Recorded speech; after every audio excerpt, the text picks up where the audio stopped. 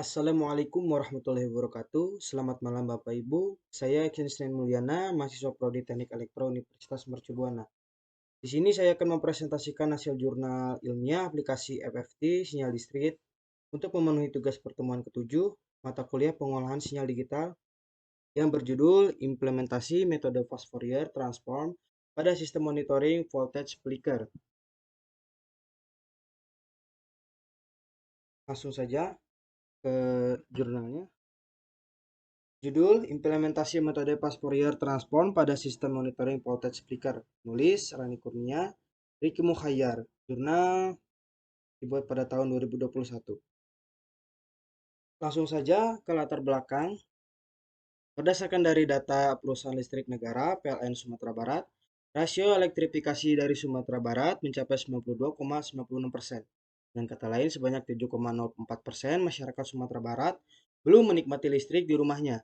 Tiap tahun, angka ini akan terus meningkat. Dengan adanya meningkatnya rasio elektrifikasi di Sumatera Barat, maka kualitas daya listrik dipergunakan semakin meningkat. Sedangkan dengan meningkatnya rasio elektrifikasi, maka akan menyebabkan kualitas daya listrik menurun. Kualitas daya sistem tenaga listrik dipengaruhi oleh adanya gangguan-gangguan. Dengan kata lain, adanya gangguan yang terjadi pada sistem tenaga listrik yang menyebabkan kualitas daya menurun. Gangguan tersebut berupa faktor eksternal dan faktor internal. Tujuan penelitian, kualitas daya sistem tenaga listrik dipengaruhi oleh adanya gangguan-gangguan. Dengan kata lain, adanya gangguan yang terjadi pada sistem tenaga listrik yang menyebabkan kualitas daya menurun.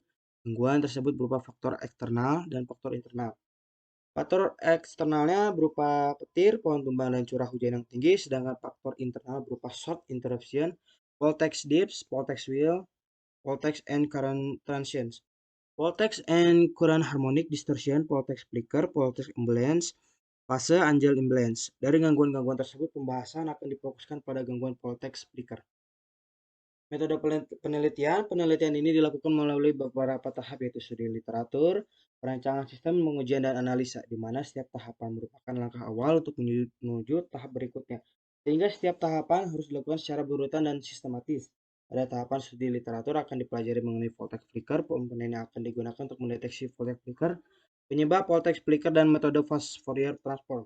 Pada tahap perancangan, sistem dilakukan perencanaan dan pembuatan perangkat keras, hardware, dan perancang lunak disebut software. Perancangan hardware berupa pembuatan alat monitoring voltage flicker, sedangkan untuk perancangan software yaitu pemrograman alat menggunakan aplikasi Arduino EDA dan interface data hasil monitoring melalui Graphical User Interface GUI pada aplikasi MATLAB. Prinsip kerja alat ini yaitu mendeteksi terjadinya flicker dan melakukan interface dari hasil pembacaan ke aplikasi MATLAB dengan metode fast Fourier transform. Pada tahap pengujian dan analisa data akan dilakukan pengukuran secara keseluruhan dengan berbagai macam variasi beban. Pada tahap ini, setiap data yang diperoleh akan diinterface ke aplikasi MATLAB dengan metode fast Fourier transform. Landasan teori perlu dicermati bahwa pengertian ini berlaku untuk isyarat monokromatis. Isyarat yang dimaksud adalah gelombangnya bersifat tunggal, pasti memiliki sebuah periode. Dengan demikian, isyarat itu dikenal dengan istilah periodis. Pengamatan dapat dilakukan dengan memantau gelombang untuk mengetahui nilai yang terkandung dalam isyarat dan periodenya. Adapun cara kerja alat ini yaitu mendeteksi dengan voltage flicker. Pengujian menggunakan beban dilakukan sebanyak 6 kali dengan variasi beban berbeda. Hal ini dilakukan untuk mengetahui akurasi alat monitoring voltage flicker tersebut.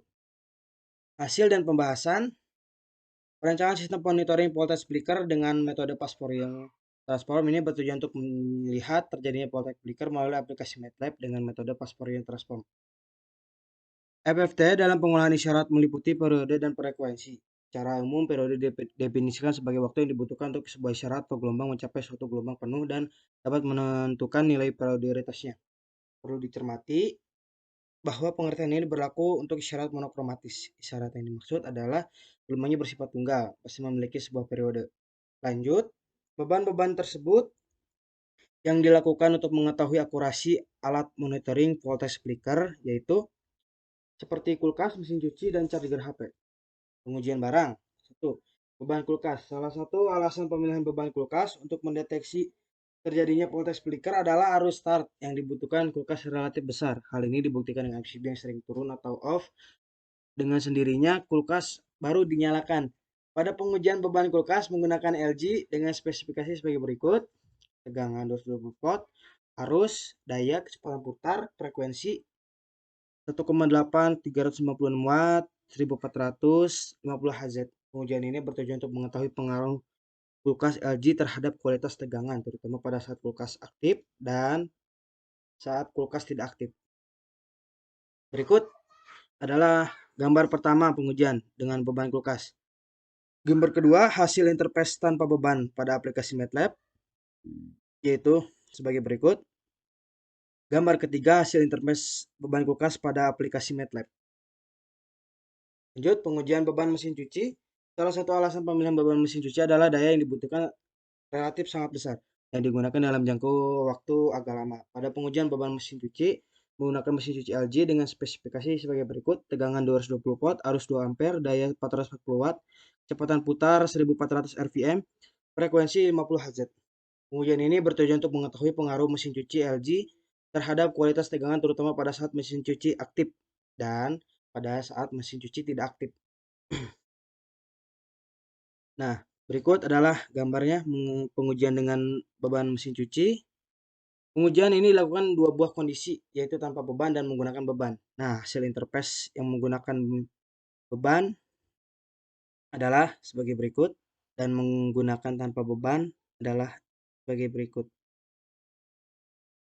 3. Pengujian beban charger HP. Pemilihan charger HP karena kondisi saat ini charger HP merupakan hal yang umum digunakan setiap hari. Pada pengujian beban charger HP menggunakan charger Pipo dengan spesifikasi sebagai berikut: tegangan 220 volt, arus 0,5 ampere, daya 110 watt, frekuensi 50 Hz.